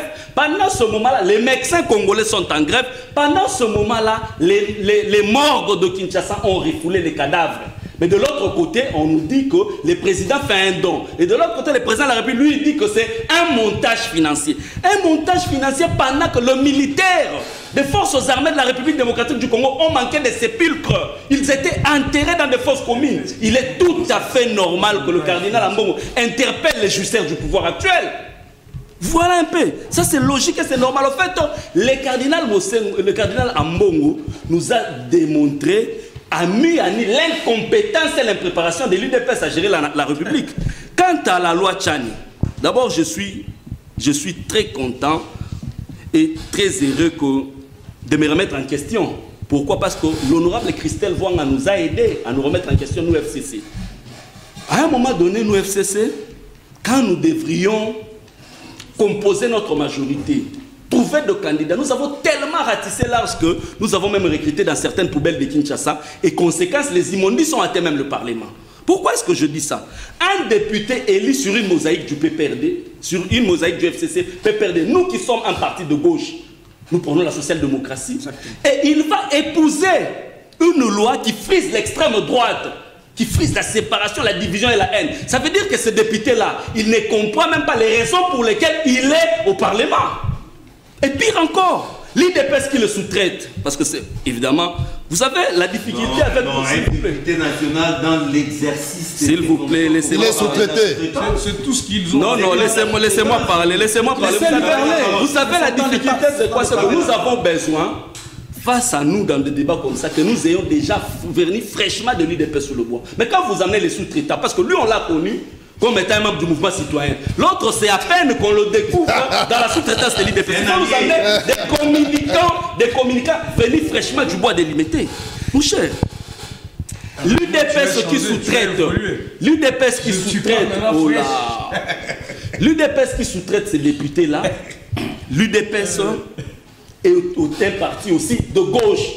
Ça veut dire que cette loi qui frise l'extrême droite ne devait pas d'abord être portée par ces députés-là. Et deuxièmement, nous avons été à Sun City. Nous en savons quelque chose. Quand tu nous évoques article tel de la Constitution, quand nous mettions en place cette Constitution, vous, allez, bon, à l'époque, tu n'étais pas encore l'IDPS, tu étais mouvement citoyen. L'IDPS était dans la rue, ici, en train de marcher nu, contestant cette Constitution. Prétexte qu'on nous a amené la Constitution de Rwandais. Aujourd'hui, un allié de l'IDPS nous parle de la Constitution. De quelle Constitution vous parlez? Nous avons mis en place cette Constitution. Les recommandations phares de Sun City, c'était de produire les mises en place tout en tenant compte de l'équilibre géopolitique et que tout Congolais devait trouver une place au Congo. Nous ne devons pas nous hasarder comme la Côte d'Ivoire parce que nous avons connu 8 millions de morts. Pour mettre en place ces institutions, cette stabilité, s'il vous plaît, nous ne sommes pas sur le point. Pour des questions de souveraineté, les Congolais doivent s'exprimer. Ce sont des intimidations. Quand nous mettions en place... S'il faut mourir 12 millions, nous allons mourir 12 millions pourvu que nous puissions préserver notre souveraineté. Quand nous mettions en place la Constitution et ces institutions, Tchani et tout ce réfugié alimentaire était en Europe en train de se la couler douce. Et nous en avons perdu le nôtre, les Bissongo, Steve, les majors, Youssouf est mort ici au centre-ville. Quand nous mettions en place ces institutions, et aujourd'hui nous ne pouvons pas accepter, avec autant de légèreté, que les gens qui n'ont pas souffert pour mettre en place ces institutions viennent aussi facilement brader tout le travail que Kabila a consenti avec nous autres ici. C'est inconcevable. Même quand il dit que non, nous allons battre Moïse Katumbi à plate couture. Mais ils n'ont pas peur. Par la foi. Parce que Kabouya a dit que l'UDPS n'avait pas de bilan concret comme ça. Ils vont gagner les élections par la foi. Et voilà la réflexion d'un secrétaire général d'un parti politique. Je me pose la question s'il faut encore réorganiser les cafés politiques avec l'UDPS. Parce qu'ils vont gagner Moïse Katumbi par la foi, il est tout à fait normal qu'ils amènent la loi Tchani. Nous allons éviter les clashs. Vous anticipez. En 60 secondes, ça sera la conclusion. Non, vous n'aviez pas reproché votre... D'abord, je vais dire ici à mon co-débatteur de l'IDPS, je suis fort convaincu qu'il s'est trompé des co-débatteurs. Quand il parlait de la rue, je crois qu'il s'est vraiment trompé. Devant Aristote, on ne dit pas ainsi. Très sincèrement, je suis un homme réfléchi. Donald Kabasele de l'IDPS, comme vous n'avez pas voulu retirer cette phrase, si la maternelle n'a pas joué son rôle, ce n'est pas à moi de payer la facture. Donc prochainement, il faut revoir. Il faut vous reconstituer autrement. C'est un mot que je n'apprécie pas. Je reviens par rapport à ce que vous avez dit concernant Delis Sanga et autres. C'est votre conclusion aussi. Je conclus. Oui. À mon humble avis, je pense que Sassanga, c'est un homme réfléchi. C'est un homme réfléchi. Oui. Il m'est arrivé de lire ces différentes lois initiées à l'Assemblée nationale. Mais attention, l'intelligence, c'est une femme prostituée. Ah bon? Oui, elle ne loge pas seulement chez Sanga. Elle peut loger chez Focas. N'importe où. Hein. Chez moi, il suffit de l'entretenir. N'importe où. Hein. Dans la lecture, dans des recherches, vous devenez intelligent. Donc le poste de l'intelligence, c'est une femme prostituée. Ce que Sanga fait, ça ne s'explique pas. Donc, en d'autres termes, c'est de la malhonnêteté. Mais il y a divergence de vues même avec les PPRD. Non, écoutez, oui. j'analyse la position de ces Sanga. Et je traite ça de la malhonnêteté. Si pas intellectuelle, je dirais même politique. On ne peut pas être à la fois dans les institutions, là où il faut traiter les questions. Nous disons en sciences politiques que le pouvoir, c'est dans les institutions. Celui qui a les institutions, il a le pouvoir. Comment ce dernier il est dans les institutions, il quitte ces cadres pour aller... Non, il n'a pas quitté. Non, en fait, parce qu'il s'est approché de Martin Fayoulou. Il ne veut pas... Mais je l'ai suivi, mon cher. De vue ne veut pas dire à mais pourquoi ne pas le discuter? Pourquoi dans les cadres institutionnels? Parce que celui qui a les institutions, il fait partie de ces fonds. Vous voyez, même avec le président de l'Union. Merci John. Merci John. Ce qui fait mal encore, c'est quoi? C'est que le PPRD revient encore pour crever l'abcès. Comment? Oui, parce que toute la souffrance que nous avons aujourd'hui, c'est le PPRD. Les infiltrations contenues dans l'exposé des motifs de la loi proposée comme dite congolité, une histoire comme ça. Les infiltrations là, ces infiltrations-là, qui en est l'auteur? Si on peut dire, bon, ça remonte de un 60... des pères et des mères. Non, ça remonte de 60... Laurent Désiré Kabila. Non, on y arrive. Ça remonte de 60... des mais qui est venu parachever? N'est-ce pas le PRD, FCC, RCD? Le conglomérat là. Mais aujourd'hui, nous voulons corriger. Pardon, pas moi, mais un Congolais prend l'initiative et dit non, écoutez, préservons d'abord les fonctions des grandes souverainetés, notamment les présidents de la République. Ils proposent la loi, et vous voulez les museler? Voilà la mauvaise foi. Et Ambongo. Oui, Ambongo. Ambongo a un problème particulier avec les chefs de l'État. Oui, mais oui. Quand vous bénéficiez des 50... J'ai réfléchi. Son problème avec les chefs de l'État, c'est la gratuité de l'enseignement. Je vais vous rappeler parce que vous oubliez facilement. Donc, il garde une dent contre les... Mais la gratuité de l'enseignement. Ce sont des gens qui font du pognon en RDC. C'est ça. Quand ils vous disent que nous souffrons, au Congo, les gens souffrent. Une minute. Au Congo, les gens souffrent. Mais qui a appauvri davantage les Congolais? N'est-ce pas un bon roi fixant $1000 pour les Minerval? On ne peut pas venir honorer... Alors, là j'ai atterrissé. Lorsque le peuple souffre. Oui, le peuple souffre. Attendez. Oui. Donc, comme pour dire que l'État congolais ne pouvait pas sortir les moyens pour enterrer, pour honorer un ancien président. Oui, mais Salé, mais c'est parce qu'il n'a pas géré ça. C'est parce qu'il n'a pas géré. Ça a été donné au président de l'Assemblée nationale. C'est ça la difficulté. Il y a une autre président qui est venu aussi du Congo Brazzaville. Vous savez, ça c'est la Senko qui a dit. C'est ridicule et pourtant on a fait une approche historique pour démontrer que l'Église est toujours en chaîne de faïence avec l'État depuis Mobutu. Les relations sont à temps d'ici. Ainsi de suite. Vous ramenez vraiment ces conflits-là au niveau des individus. Mais oui, c'est un problème. On les constate. Non, ça c'est... Église et État. On les constate. Non, on les constate. Mon frère, on les constate. Vas-y un peu, voilà. On les d'honorer. Non, s'il vous plaît. On est en train de te recommander l'ouvrage. Non, on peut me recommander. Où vous voulez perdre votre temps inutilement? Voilà. Alors, si vous voulez garder votre temps, quittez ce débat, allez-y. Bon, quittons alors. Écoutez-moi. Oui, il perd son temps. Moi, là où je suis en train de fustiger cette loi, c'est d'abord dans la thématisation.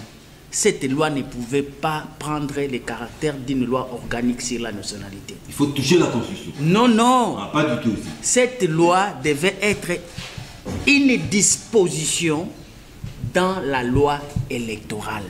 Point barre. Point barre. Ça devait être les conditions d'éligibilité. Voilà, d'éligibilité. Non, dans la loi électorale. Non. C'est ça le problème. S'il vous plaît, ça ne devait pas revêtir un caractère d'une loi organique touchant sur la nationalité et consort. C'est là où ça biaise la démarche. Mais le contenu, moi, je suis capable de débattre avec qui que ce soit, doctrine sur doctrine, pièce contre pièce, argument, dans toutes les approches possibles. Mais j'atterris, je profite de votre plateau. J'ai mis en place une structure de chercheurs pour la socialisation que j'appelle tous les amoureux du savoir de pouvoir nous contacter parce que nous voulons mettre en musique un espace de réflexion pour comprendre les ABC de la gestion de la République qui m'a toujours été demandé par les jeunes. Une école du savoir. Une école du savoir. Donc contactez-nous pour que nous puissions ensemble... Ils peuvent contacter l'émission débat. Oui, effectivement. Merci. Ramazani, conclusion. Oui, pour conclure, La première des choses ici, j'ai le devoir de rappeler, parce que j'ai comme l'impression que cette confusion persiste. Il n'y a pas eu rapprochement entre l'honorable Sessanga, rapprochement politique entre l'honorable Sessanga et Martin Fayulu. Il n'y a pas une coalition. Il n'y a pas un projet de créer une plateforme politique en vue d'aller aux élections en 2023. Il y a une convergence de vues sur un combat que mène l'honorable Sessanga depuis juillet 2019, où il a même initié le jeu 13. Et c'est sur base de ça qu'on a trouvé un consensus où on a engendré un agenda citoyen qui milite pour 1. Le respect de la Constitution. 2. La tenue des élections dans les délais constitutionnels. 3. Le réforme électoral. Sur cette question-là est essentielle. Il y a une convergence de vues, non seulement avec Martin Fayulu, mais avec Moïse Katumbi, Jean-Pierre Bemba et le président de la République. Et à la suite est venue la société civile par la Lucha et ainsi de suite. Merci. D'abord, je dois rappeler aux amis du PPRD, les deux, pour ne citer que les deux, qui ont mis ce pays dans le gouffre. C'est leur parti qui a tué ce pays, ils le savent. Mais je sais que par orgueil, l'état des droits étant, la liberté d'expression, ils peuvent parler aujourd'hui. Mon ami me rappelle de l'époque du CLC, 50-50. Ben j'accepte. J'étais citoyen, j'étais là avec l'église catholique, on se battait. Nous ne nous cachions pas, on le disait 50-50. Église catholique Kama, UDPS Kama. Et quand nous avons arrêté d'entrer là-bas, le CLC n'a plus fait de succès. Vous vous rappelez, la dernière marche du CLC, ce n'était plus la même histoire parce que l'UDPS avait quitté. Mais j'ai aimé qu'il évolue quand il dit « J'ai besoin de gens qui viennent maintenant fraîchement sous le bois. » Non, moi je suis frais, je viens du bois. Mais pourquoi les amis ont peur qu'on leur dise qu'ils sont de la rue? Moi, je suis du bois. Mon ami s'est fâché, il dit la maternelle et tout ça. J'en ai fait. Et vous comprenez d'abord quand je parle que il connaît pas les bonnes études. La maternelle. Les bonnes études. La maternelle. C'est pas grave. Ça englobe la personnalité, objective et subjective.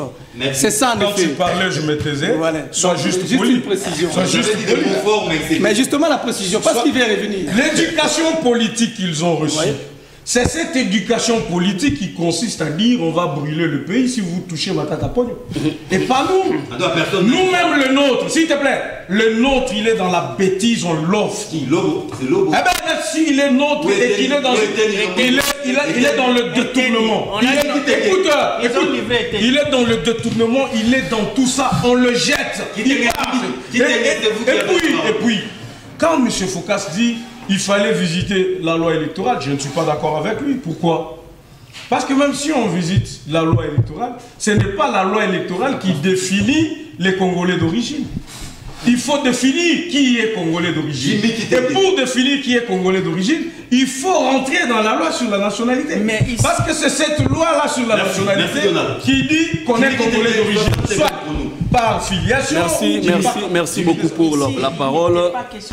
Je vais d'abord soutenir. Si on ne définit pas les s'il vous plaît, c'est Jimmy qui a la parole. Je vais d'abord soutenir mon ami Focas Koukelemena quand il met en place l'école du savoir de la gestion de la res publica, parce que nos amis qui font l'école buissonnière, au lieu de rester dans des parlements debout en train d'insulter les gens, ils peuvent contacter Focas Koukelemena. C'est le parlement debout qui vous a arraché le pouvoir facilement. S'il vous plaît. Facilement, vous avez le pouvoir. Ça crée pas d'armes. L'inscription est gratuite. Vraiment, c'est gratuit. Deuxièmement, mon ami ici Kabasele, hier sous-traitant, aujourd'hui IDPS, il dit que bon, nous, même le nôtre, quand ils font du mal, on les livre. Kabouya, il dit que non, le chevaux au PPRD pouvait dire que non, quand on arrête tel, nous paralysons le pays. Kabouya a dit qu'il allait donner les armes aux combattants si on touchait à leur pouvoir. Fils Moukoko a dit qu'il va donner les armes. C'est les informations de la rue. Pas les informations de la rue. Les vidéos existent. Fils Moukoko a dit qu'ils vont donner les armes. Mais c'est Kabouya géré. Laissez-moi parler. Laissez-moi parler. Tu t'agis pourquoi? C'est faux. Ça fait mal. Deuxièmement, Fils Moukoko a dit qu'ils vont donner aux combattants les armes pour exterminer la race de Kabila. Donc aujourd'hui on arrête l'autre, comment il s'appelle, on arrête Jacqueline Dala, parce qu'on le reproche, je ne sais pas, incitation à la désobéissance. Mais de l'autre côté, quand les gens disent qu'ils vont donner les armes, et puis on retrouve les milices à Kingabwa qui s'affrontent avec la police où il y a de blessés et on n'arrête personne, est-ce qu'on peut parler de l'état de droit? Soyons sérieux. Il venait de parler tout à l'heure. Il venait de parler tout à l'heure du cardinal Ambongo qui a fait un problème avec personnel avec le président parce qu'il y a ce problème de la gratuité de l'enseignement. Je rappelle seulement les propos de l'honorable Sessanga. Sessanga de l'Union sacrée a dit que la décision de la gratuité de l'enseignement était une décision propagandiste et immature et amateur. Ça c'est encore c'est ça. Et au-delà de ça, est-ce qu'aujourd'hui il peut encore dire ça? Au-delà de ça, le porte-parole de Sessanga est là. Est-ce qu'il peut encore le dire aujourd'hui? L'honorable Sessanga a été au RCD Goma. Dans sa transhumance, il quitte le RCD Goma pour le MLC. Même dans la rébellion, il était transhumant. Après les MLC, l'honorable Sessanga, s'il vous plaît, laissez-moi parler, s'il vous plaît, il quitte les MLC. Quand on est à 1+4, il va rejoindre le camp de la patrie de Zaïd Ngoma. Après le camp de la patrie, c'est ensemble avec Moïse Katumbi. Il faut partir du côté de Genève. On va lever l'option avec Moïse Katumbi de soutenir Fayoulou. Il va rebondir chez Félix Tshisekedi. Après les élections, l'honorable Sessanga va encore rejoindre la Mouka. En fin de compte, il va organiser cette histoire de G13 pour rebondir sur Félix Tshisekedi. Tout ça, ça démontre les vagabondages politiques et la transhumance des hommes politiques congolais. Et c'est une culture à bannir. Et alors? Non. Une phrase. Mais c'est à lui la parole. Bon, j'ai écouté Jimmy dans ses habituelles réflexions de... Pas d'énergie. Non, moi je suis pas de cette école. C'est son parcours politique. Je ne suis pas de cette école. À part son parcours politique. Je ne suis pas de cette école. J'ai tellement d'élégance en moi que je n'aimerais pas. Je lui concède ses arguments habituels avec autant de facilité qu'on ramasse de temps en temps dans les réseaux sociaux. Mais écoutez, je le dis ici et je le répète. L'honorable Sessanga ne se bat pas pour les individus. C'est l'homme le plus constant. À chaque fois qu'il s'est mis en porte-à-faux avec les autres, permettez-moi de finir, c'est par rapport à ses principes et par rapport au combat. Vous militez toujours pour des individus, c'est un choix. Nous, on a fait le choix d'être constant dans les...